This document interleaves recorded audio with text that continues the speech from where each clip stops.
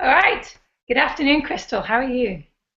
I am great, Joe. It's always great to see you on our Yeah, excellent PE adventure. absolutely. So, New Year, what's been happening with you over in Hortonville? Well, one exciting thing is starting in February, Jackie Clark from Waupun and I are doing a joint Fuel Up to Play 60 adventure. Oh, We are doing the 100-mile club together.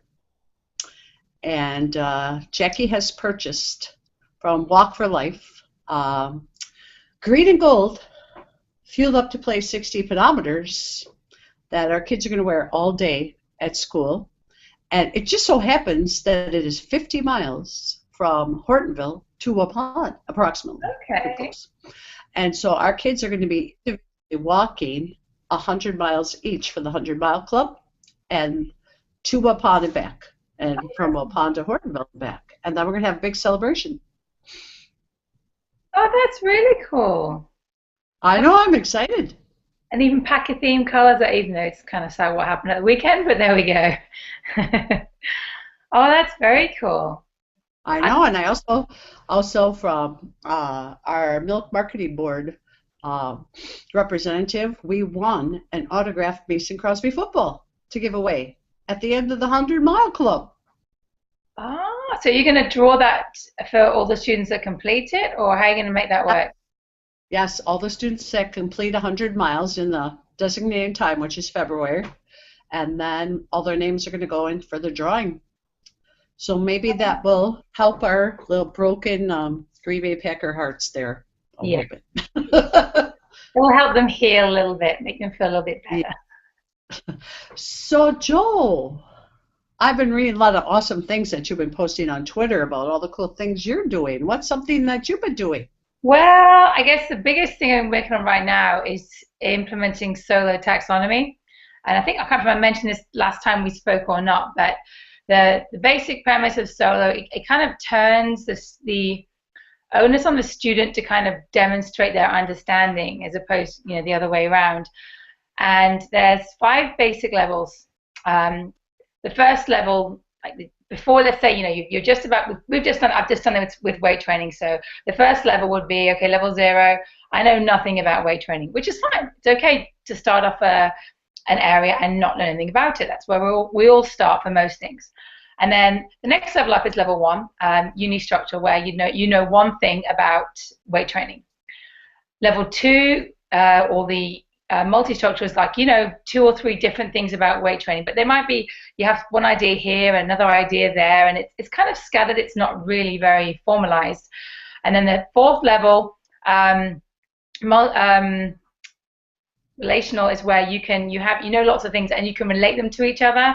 And then finally, the extended abstract, not only can you relate them to each other, but you can see the big picture, like how it might apply elsewhere. So I'm going to share your screen and just kind of show you what I did. Where's my screen share? Awesome. Can't wait to see it. All right. Now, can Yeah. you see a rubric up there with some funny little symbols? Okay. Are you seeing that right now? I cannot, but maybe Oh, others can. I'll switch it over. Okay, well, basically, I split each of the different aspects of the weight training that I wanted to cover into different things. And I had the students kind of self-evaluate themselves and say, right, where am I at? Can I describe health benefits of weight training and explain how weight training leads to these benefits? And then, turn it to myself, which benefits are most applicable to me? What do I want to get out of this? So for each different level, I had them self-assess themselves, and obviously as we worked through the unit, the idea was that they would move from the left-hand side, where the sort of the lower knowledge areas, over towards the right-hand side, and get more and more confident in their knowledge and their ability to apply and demonstrate all the different aspects of the weight training unit. And it worked really, really well because um, they were able to realize, okay, yeah, I've know 1 or 2 things, but now in order for me to get to the next level, I have to do this. and I have to do that. So it was kind of very sequential in the way it was laid out. And they said they really liked it. And the conversations I was able to have with them as well about, okay, what, really making them think to that sort of higher level. So that was it was nice. And to see them taking more ownership of their learning was like, yay. So that's the first time I've done it for a unit, and now I'm going to try and roll it out to other areas, other classes that I'm teaching as well. So I'm very pleased with that. I've been talking with the Voxer group, with Bill William Bodie and Adam Levo and a few other folks who were also doing solo taxonomy and learning from them. And we had a Google Hangout as well about it back in December. So yeah, it's good. It's exciting. It's great. And I've got that's my Voxer. If you can hear that talking right now, I haven't turned it on. Oops. I have just signed up for Voxer, and I'm trying to figure out how to use it. It's neat. But let's talk about Voxer. So basically, it's like a walkie-talkie type system. You join, and there's various chats going on. So I could just chat backwards and forwards with you, or I can chat with it, be in a group chat where there's several of us. And right now I'm in a PE topic chat, which is just general PE. It can be anything. Also in a high school one, which is, we're preparing for the Phys Ed Summit, which is coming up next month, and the solo group one as well. But no, it's been really handy, and you can sometimes having that voice message to listen to. It's sometimes easier to speak it while you're on the move than it is to be sitting down and typing and so on. So yeah, it's nice. And again, anytime you make connections with other people in PE, good things are always going to happen. You help each other, you learn things from each other. Your students win. So yeah, it's been really nice to connect with more people on a day-to-day basis. So yeah, I'm definitely. So if I go on Voxer, I just joined. So if I want to find your solo tech, can I listen to that, or do you have to be invited? I think you ought to be invited. So, but if I can just search for you on Voxer, and I can add you to the chat. So someone who's already in the chat or who created the chat can add you to it. And okay. Then you'll see a little notification on your phone. But I can show you. All right, see if I can get this to. Whoops. If you can see. Oops, where am I going here? There's my little Voxer thing. Oh, yeah. It's got a little 6 next to it. Yeah. So that just tells me there's 6 different messages. And there's someone else talking right now. Justin's talking. So yeah. So you can see, and again, sometimes you catch up and there's like 100 messages, and it's like, whoa, what just happened? And other times, so it depends. You hop in and out. Some people listen all the time. Some people, it's like, nope, I can't deal with 100 messages right now. I'll just hop back in the conversation when I'm ready. So again, it's up to you, like most things. Kind of like with Twitter, you can be on Twitter every day, or you can and be interacting backwards and forwards, or you can leave it for a week and then just search a hashtag and find out all the current happenings. So it's kind of like, I like that kind of flexibility with it as well. So yeah, Voxer's, I would highly recommend Voxer for anyone who's looking to connect with people. And I always think, again, anyone, you've got your own department and so on, but particularly I think at elementary level, or where in smaller schools where you might be that only person and you don't get to interact with other people, I just think that's huge. That you can talk to people who understand, they're in similar situations, and they can offer ideas and support and help. And again, people are just sharing resources backwards and forwards all the time. Like, here's a link, here's a video, here's an app, try this worked, that didn't work. So I've been following quite a few of the groups' progress. They're using some of I think it's Gopher pedometers, the ones that sync automatically. They just whoop, and they wipe them across, and so that's cool. So it's interesting to see how they've been implementing that. So awesome. Yeah. Speaking of pedagogy, are you presenting at the summit? I am part of the high school round table. I am part of the middle school round table. I'm really excited. So I can't wait. I missed out on the last one. I got myself double booked with a Google event at the same time. So yeah, pedagogy, very much looking forward to it. And that again is the beauty of it. You can catch up whenever you want to, and being able to go back and watch those videos and stop them and review stuff. That was really neat. So Yeah, and it's February 25th, isn't it? February 21st, I think. 21st. Yeah, February 21st. Yeah. I should get my days. That's how I got on Voxer, was Matt Pomeroy started a Voxer group for the middle school, but then I tried to do it and I didn't know how. So now this weekend is my Voxer weekend so I can learn. But yeah, so we're both going to be on there. I'm excited. You can chat back and forwards. Yay. That's cool. Yeah, and speaking of physical, Naomi Hartle, she contacted myself and Lynn Hefferly because I'm doing a virtual road trip with Lynn Hefferly from Huntington, New York, and I was so excited to hear from Naomi, and she interviewed Lynn and I for the Physiology podcast. Oh, very cool. I know, it's so exciting. And so Lynn and I are going to be on the Physiology podcast this month. Oh, yay. I was blown away when Naomi asked me to be on it because I listened to it, from last month and all the amazing things people were talking about, and I thought, wow, they want to talk to me? So if you haven't listened to the Physiology podcast, the first one, you should, because it's wow.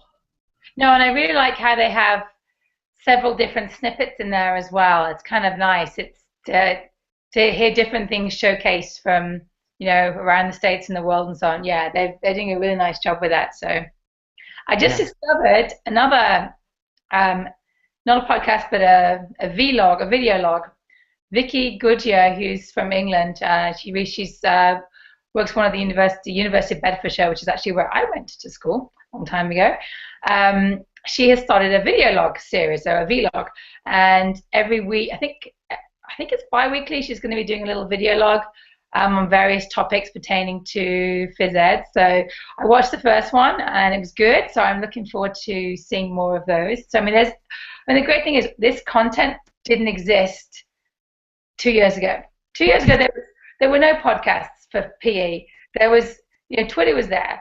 There was no Voxer for PE. There was no video log for PE. There was no Excellent Adventures or, Lynn and Lynn's PE video. There's no physiology. None of this existed. And look at where we are now. It's amazing. I know, with everybody sharing all their ideas, and it's just amazing. Yeah. Amazing how much you can learn from. Yeah, I remember when you and I would be so excited when Joy and Nathan's podcast would come out, and we'd talk to each other about Joy and Nathan's podcast and what they were talking about, and yeah, wow, it's so awesome. I'll check all those things out. I can't wait. Actually, speaking about it, I went out because I love listening to the podcast when I'm running, and I hadn't listened to one of Jared's, and it was about this, and he was talking about dancing. I don't know if you can hear this or not, but anyway, this is the Dance Party TM app. And what happens? Obviously, you dance. But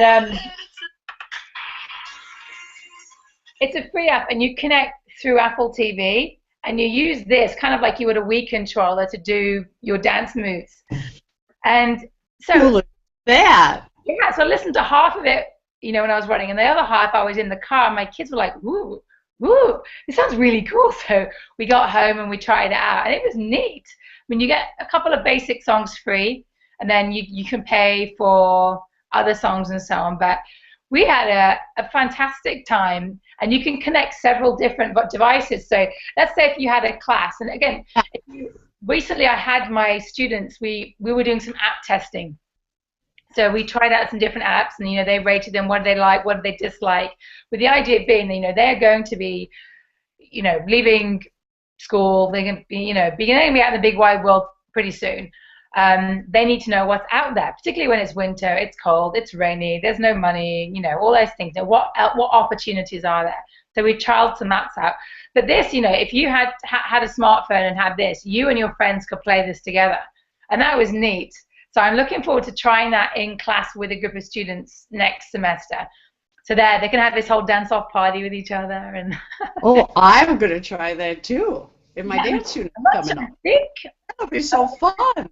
Yeah, and I don't know if there's a way to connect. So let's say, obviously, you and me aren't in the same place, but I'm sure there must be a way to connect. I'll have to look into that because that'd be very cool. You'll be in Africa, That'd be I'll be here. cool. We can That's off. we can have Off. a Wisconsin State dance party. Wow. And I saw on Twitter that you did a really cool action research project. That Yes. was awesome. Looked really Yeah. cool. Well, it was actually Casey that gave me the idea. I was listening to his PE Pepin podcasts and reading his blogs, about all the research articles and their application to PE. And I can't remember which one it was, but he was talking about research, and I thought, you know what? I should really have the students should be doing some research. They should be going out and trying stuff. So I said to them, look, you are going to do an action research project. You can choose what you want to do, but you have to have it approved by me. And I gave them obviously some parameters. I liken it to a science experiment. You need to have a hypothesis or a rationale. Why are you doing this? What are you hoping to discover from doing this project? And then once you've got that, and I've said, yeah, that sounds good, and you've approved it, because they may have had some grandiose idea, but the practicality of it wasn't going to work. And most of them are pretty good with their ideas. So then they had to have some sort of method. How are you going to do this? How are you going to collect some data to support what it is you're trying to find out? Discussion. What hiccups did you come into? What was easy? What was hard? What was challenging? What would you like to try next? And then conclusion part. And they did some really neat stuff. One student, the first day back in January, I said, oh, how's your project going? Because it was due in later on that week.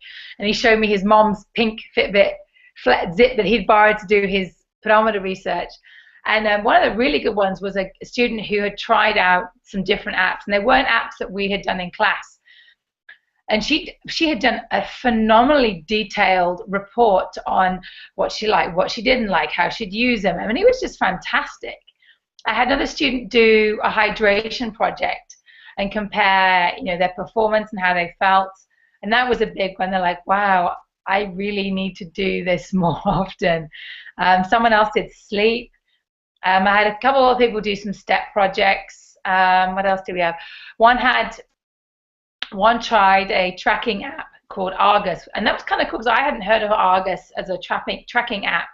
So she started tracking stuff, and one of the things I loved that she'd realized, she said, she thought the tracking was going to be tedious, and then it wasn't. She actually got excited about putting in her information because then she could see the progress she was making. So that was cool. That was very cool.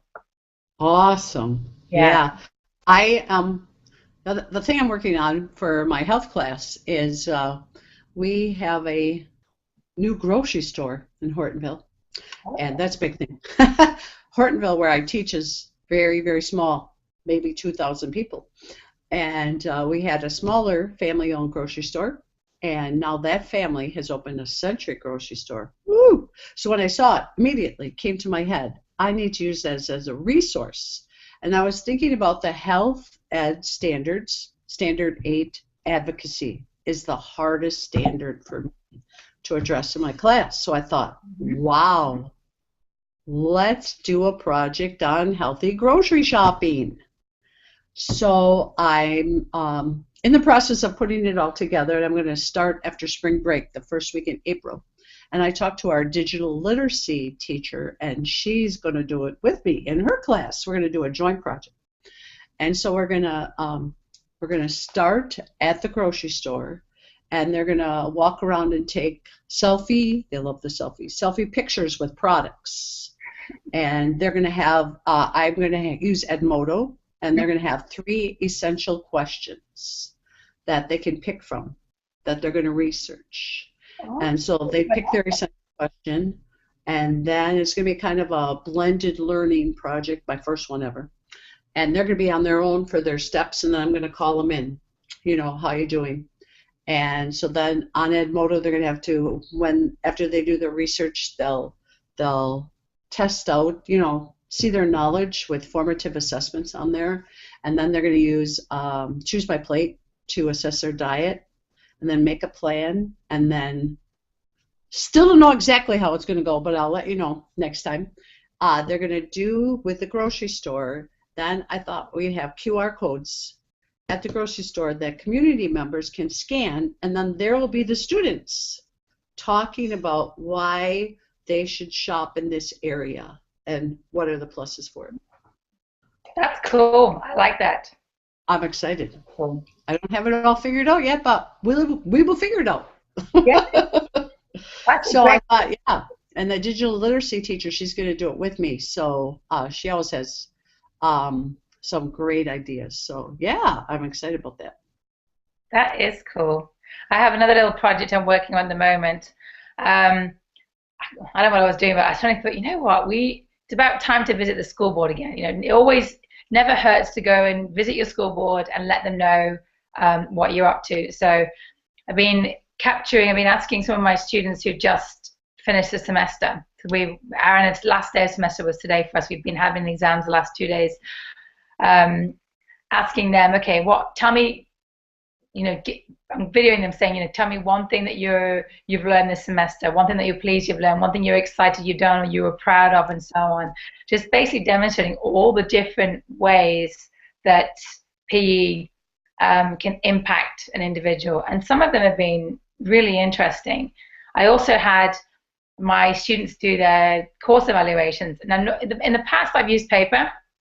This time around, I used a Google form, which was so much better because for me to be able to see the summary responses and see, a quick snapshot. Okay, what was good? What do I need to improve? So I kind of split up into 3 different sections. I had a section for what you thought about the course, how I have learned this, I understand that, etc., etc. Then I had a section for me. How have I done as a teacher? Was I easy to approach? Was I helpful? What could I have done better as a teacher? Because that's important. You're trying to do the best job you can, but there might be a comment that a student says to you, you're like, good point. I need to try and do more of that. And the third part was, how have I done as a student? Did I, do the best that I could have? Were there any areas that I could improve on as well? Because it goes to them. It is a two-way street. We're old enough to know that what you get out of something, what you put into something. And that's often a learning curve for many of our students too. They're still discovering that, which is fine. Then some suggestions. And I got some really, really good, sensible suggestions as to things I could change or things that they liked. And obviously, it's going to be impossible to please everybody all of the time. But that feedback is huge. It's really, really huge. And like I said, the Google form made it very easy for me to have this data, be able to look at it quickly and say, right, okay, there's a common theme here. I should change this. This was well received. Let's stick with it, and so on and so forth. So, yeah, it was good. So I'm looking forward to finishing my little video, and then we're going to trot along to the school board and say, hey, everybody, this is what we've been doing in PE. And make sure that we stay in their heads. That's such an amazing idea. Have the kids sharing all those great things that they did in your class. Wow. That is awesome. They should be proud of some of the stuff that they've done. All the amazing things that you do too is, wow, so cool. Awesome. Yeah, and one other thing that I did, I've been tweaking the whole year. I've been doing sport education. Yeah. And, you have one of those days that just go, okay, they got it, the light bulb has gone on, and this is why I'm a teacher. When you have those days, it's just like, whoa. So I have one of those days this week. So I have a 6th grade class, and we've been, I have a big whiteboard in my gym that has our WHP sign on. What are we learning today? And then my learning targets, standards, and it's set on there, put on your pedometers for the virtual road trip. And then it said, exercise specialists start leading the warm-up, and then coaches run through your plays that you want your team to run. And usually I have to come out. When I come out, then I have to say, okay, what are we supposed to be doing? Voila! This week, walked out, The exercise specialists were leading them, and not just, they'd have to do static and dynamic warm-ups, but then, so some groups were still on that, and some groups, the coaches, I just about cried. We were in basketball, had the basketballs, and they're like, okay, we're going to run the butterfly play or whatever, and they're running these plays, and they're giving high fives, and I'm just like, that's a beautiful thing. Oh. I was so excited that, yes, they get it, and they are running the class, like you said, like yours. They are running the class. They are learning because they have to be the referees, and so we were practicing, and this week also the light went on that. We were practicing like the signals for like traveling, double dribble, the basic plays, and they love the charge, and the ref, they have squishles. They love the squishle whistle, and then they're the refs of the game. And they're learning, and one student even said, I watched a basketball game, and I didn't even know what that travel was before, and I watched it, and they went like this, and I knew what the play was. I'm like, oh my gosh. There we go. It was awesome. Oh, that's fantastic. Awesome. So sport education, I love it. I love it. So again, it's all about that ownership, isn't it? And one of my big things last semester again was trying to get the students to be self-directed with warm-ups. It's like the information is there is choices, and one day, I don't know, you know how you get caught sometimes, there's someone's locker's locked, there's a problem, and I hadn't put the usual signs that I use up where they have 4 different color choices for different activities, and even though I'd written it on the board, and I was like, oh no, I forgot to put them on. They're like, oh no, it's okay, we know them all now, we've done them, and I'm like, aha, yes. And again, it's like, great. So now, knowing that all these different options that you can choose from, that's great, because that's going to take you wherever you need to go, which is very pleased. I'm like, yes. So that's good. I know. It's Charla. Charla was the one that, started me out with all her ideas. Of course, she shared everything with me, rubrics and how to set it up and everything, and wow, it's been awesome. That's awesome.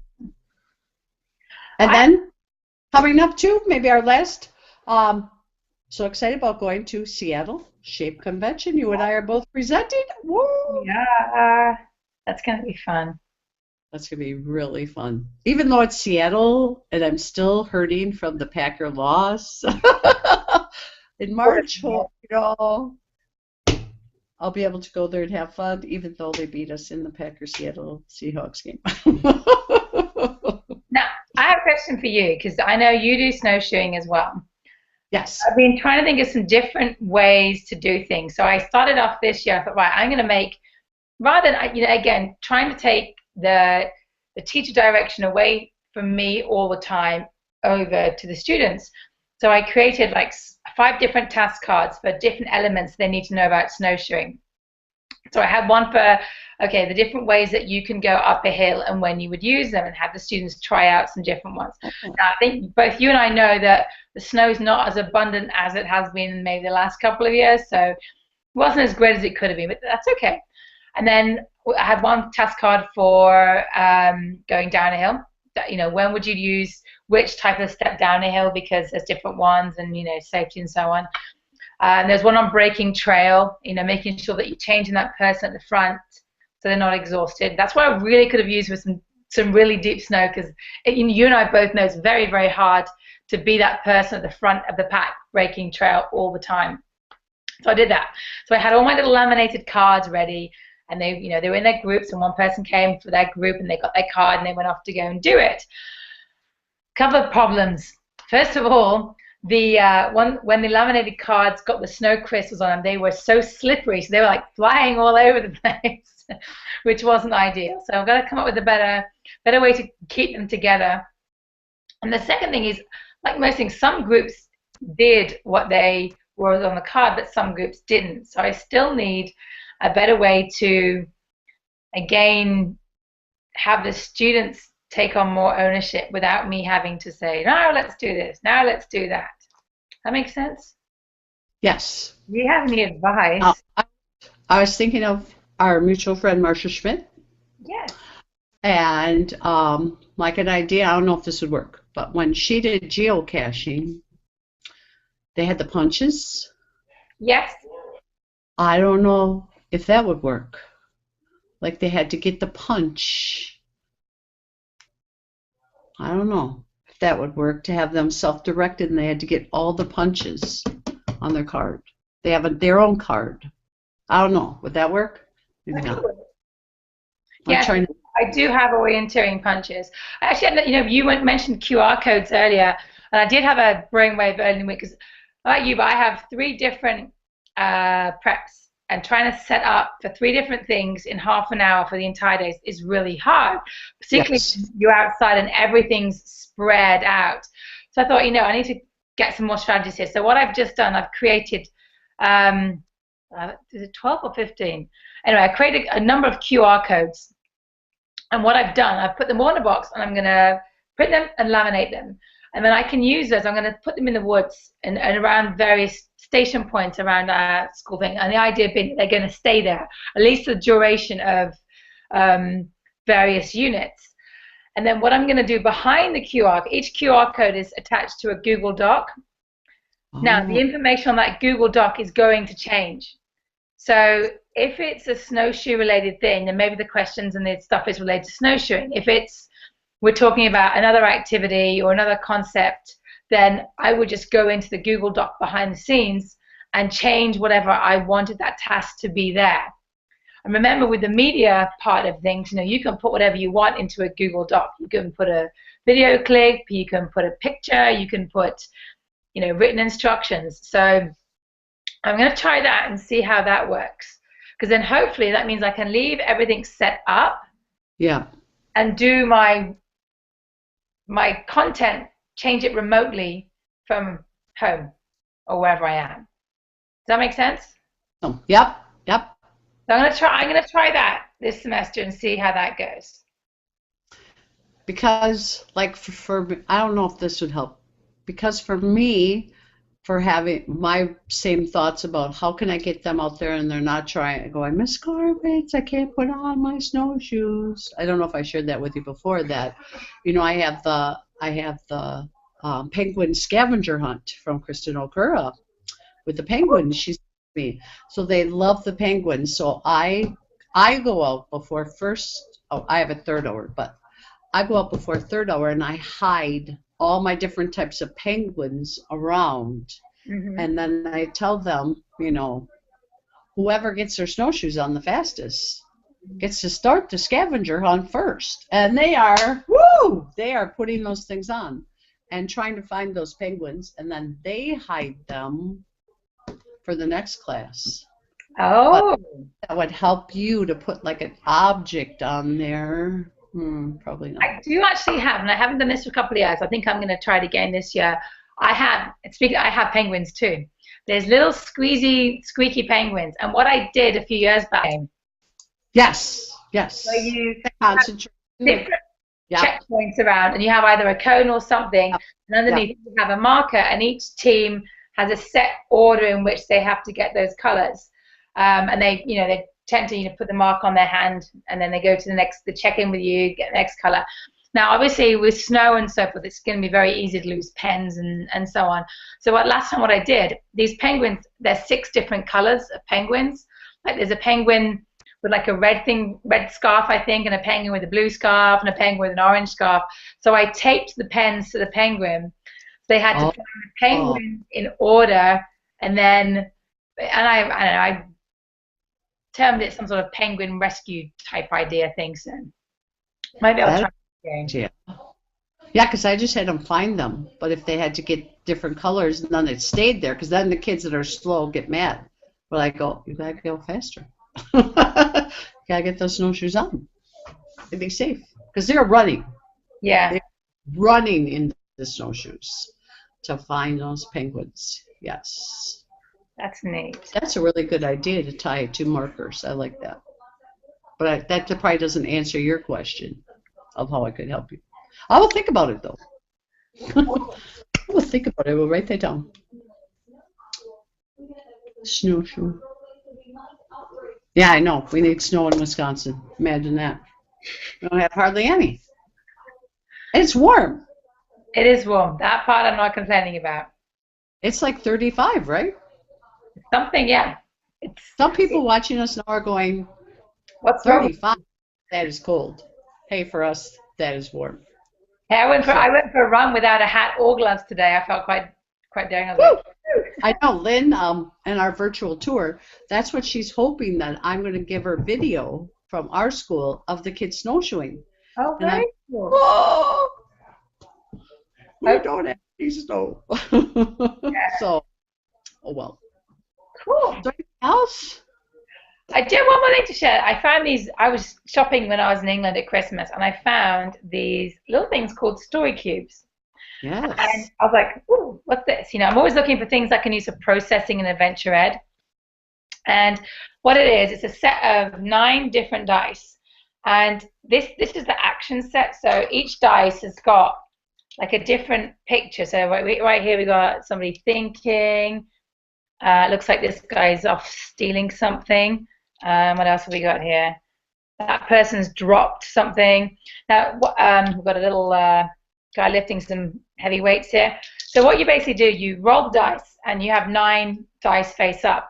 And the idea with the story cubes is you have these dice, and you can put them in any order, and you make a story about something. And I thought that'd be fantastic for English language arts and so on. But I thought from our perspective, for health or PE or for adventure processing, use them or choose one of them to tell a story about or to explain, your role in something, how you felt about something, or they have to use them to, let's say you're doing a unit in health and emotions and so on. Some of these would be fantastic to work with Oh, that. yeah. And so I've got the actions one, and then I've got this other one, which is like just the basic set. And again, it's got, different symbols and pictures and so on. But apart from, Oh, so these are those are, the physical ones, but there's an app. And I was like, ooh, this is cool. So I'm going to try and show you this right now. So with the app, which I think it was like a couple of dollars. So you have your dice. You can't really see okay. it clearly. And then you shake them around, and the dice roll around. And again, you can kind of drag the dice and drop and put them in whatever order you would like that would suit what it is that you're trying to do. So I just Oh, and those are linked to the story cubes? put that in. Those dice on there are Yeah. the same as the story cubes? Yeah, so Show it's me. either the app version or the actual dice themselves. So you could get one or Oh, both, or yeah. but yeah, it was cool. So I'm looking forward to doing that with Adventure Ed, because we always, after we've done a unit or an activity, we always have a little debrief. Okay, what do you think? How did it make you feel? Who helped you? Particularly when they're trying to get out of their comfort zone in some of the activities that we do. Having them to something to connect to is huge. But I thought health would be kind of a cool area to use them in as well. So, And I was just thinking of the project that I'm doing with Lynn and with Jackie, because Lynn is going to tell us, about our kids learn a different area of the country, what they do in physical education, what their school is like. But that'd be kind of a cool idea that we each had the story cubes, that would be neat. That would the be neat. story from that. And you have to link it to obviously maybe who you've met and what you've been doing, and yeah, it's quite clever, very clever. Wow, I love that. Yeah, it was Love exciting to that. find on a shopping expedition that I was not looking for those at all. So that was And good. oh, what are those? I Yeah. need those. Oh, I have a new toy. I've got to share my new toy with you. Yay! What Yeah. is it? Ah. Me too. Oh, where's yours? You Oh, and I you that know, challenge. Got me on that 5-week challenge. Oh my gosh. 5 day, what's it called? Work the week work challenge? day, the work week Oh, challenge. But this is yes. what I love about this, and I'm going to try and turn so you can see it. So you've got, let's see, I always move my hand the wrong way. So you've got your steps, Yep. and then you've got your heart rate, and then you've got distance, and you got calories and stairs, and then the time. But I've been so impressed with the heart rate. I really wasn't sure how well it would work, but it's neat. And to see the trend, you know, I don't sleep with it every single night. Obviously, you got to charge it at some point, but just to see the sleep patterns and you know when you go to bed late, and you know if you're tired, but when you see repetitively that you didn't get enough sleep on this day and this day and this day and this day, it does make you rethink. So I'm actually angling to get a few of these for school to use them with one of my classes. I know I wrote a letter because when Jackie Clark and I were thinking about our project, we thought, well, my job, I contacted Fitbit to see, Yeah. well, maybe they donate some to us. Well, you have to be, like, there's a federal law or something, you have to be 13 years or older to have an account. Like, ugh, because most of my kids are 11, 12 years old. I have some, my 7th graders are 13. But I was thinking, oh, shoot, I can't use those with the younger ones. I don't know why that law is like that, but I agree. Because this is lifetime. And the kids every day, are they asking you? Because I have a student that was so excited because he ran into school and he got a Fitbit for Christmas. That's neat. And so we're always like, I'm pushing my button. He's like, Miss Gores, how many steps do you have right now? I'm like, oh, right now I have 12,000. Yay. And so we always have a challenge between the two of us, how many, and then I'm in class and he's like looking at me because I'm always, like you probably, walking around and making sure they're, what's going on. So yeah, it's a lifetime. I'm glad to hear that. I didn't get the heart rate. I always impressed, but I got the charge, but I love it. Yeah, I mean, I'm very impressed. And the other thing is, like, I like my steps. I did an experiment to see how close it was to the Fitbit One, which is what I've been using forever. Now, the Fitbit One is the one that the traditional type kind of thing that you put on your waistband. And I have to say, it was very accurate. It was within about, most days it's within about 300 or 400, which for me, when I'm doing over 20,000 steps, that's, it's only it's a 1% margin of error, which I think is perfectly acceptable. So yes, and you and I are in that, what is it called, 5-day work week challenge with other people. That is fun too. That is cool.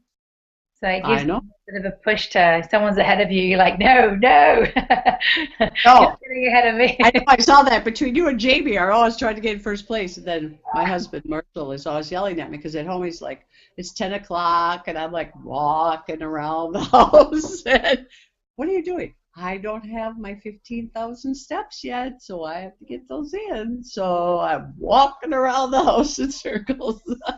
I think the coolest thing. I wish Fitbit, and I wrote to them. Maybe they're listening right now. Hello, Fitbit. Anyway, there was a cool thing. I don't know if you saw in the news. They're having that big summit in, is it in the Ukraine? I can't remember. But all the leaders are wearing Fitbit charges, and they are walking. You'll have to look it up. It's on USA Today. And all the leaders are walking 3.5 miles every day. Is it Davos? I think that's what it's called. And if they all walk the 3.5 miles every day, a company is going to donate bicycles for kids. And I thought Fitbit needs to get on the wagon and get this into schools. I know. I asked them a couple of years ago. I'm like, you have a market here. Use the market, and I'll happily test them in the market. It won't be a problem. Oh yeah, totally. And I told the kids about that article. I said, here's the art. I showed it in my health class, and then I tried to show it on my projector in the gym, but wireless was not working. Oh well. So I just showed it on my iPad, and I said, see, the leaders of all these countries are wearing this and doing this. This is just not, your physical education teacher telling you this. This is, you need to get your 10,000 steps every day, and the leaders of the other nations are getting together to use it. It's very cool. I think one of the biggest things that you can now do with this, because with a traditional pedometer, you can see how many steps you've got, but it doesn't tell you how your day's been. It doesn't tell and with all the research that's come out that's basically said, sitting is like the new smoking. And even if you are exercising, if you're spending the other 9, 10 hours of the day sitting down doing nothing, that's a problem. You need to keep, putting activity in. So I think to have them looking and seeing what are my patterns? Where am I more sedentary? How could I put a little bit more? I think that's going to be pretty powerful because it changed it for me. I was like, gosh, I run and I might go out and run all my steps in one go sometimes if I'm training for something. But even if I've done that, I shouldn't really then sit around the rest of the day. You still need to be up and be moving and, get some oxygen going into your head and all the rest of it. So yeah, I see a very powerful future with these little activity trackers. Oh yeah, I hope Fitbit is listening to our excellent adventure, because these would be so awesome for schools, for kids to use, and for a lifetime. Yeah. Yeah, I agree. We can solve all the problems in the world, Joe, you and I together. You, me, and loads of Fitbits will be sorted. You and I, all the other physical educators out there, we're the ones. We can figure it out. Well, do you have anything else exciting going on, or anything else you want to share? I'll have to look at. Oh yes. Well, one of my favorite books, Teach Like a Pirate. Yay! So excited. In February, Mr. Dave Burgess is coming to our school district, and we get to hear him speak. So I am really excited. I think it's first week in February, so I'm really excited about that. That's fabulous. Call me, and I'm going to see him in person. I'm quite jealous, but I'm very jealous. Well, maybe we will have to have our chat after that's happened, so that. Well, our chat, I will share Teach Like a Pirate, seeing him in person. Awesome. That is cool. Yay! I'm contemplating if I could be brave enough, because I have a hat collection in my health class, and the kids love it because they never know what hat I'm going to wear because I meet them at the door. I have a jester hat, I have an orca whale hat, I have all sorts of cool hats. And I'm like, who couldn't smile if their teacher's standing at the door with the orca whale hat? Come on. I agree. So I'm trying to get up my courage to wear my jester hat to Dave Burgess's presentation. Rude not to. It would be absolutely rude not to do that. You have to do that. You have to. That's what I thought. I thought if I walk in with that, that'd be really cool. You would like that. So I'll tell you, I think I should do it now. I'll do it. I don't care what people think of me. Yeah, that's exciting. Yeah, and then after that, and then the Physiology. Oh, I can't talk. I can't talk. Pedagogy. Thank you.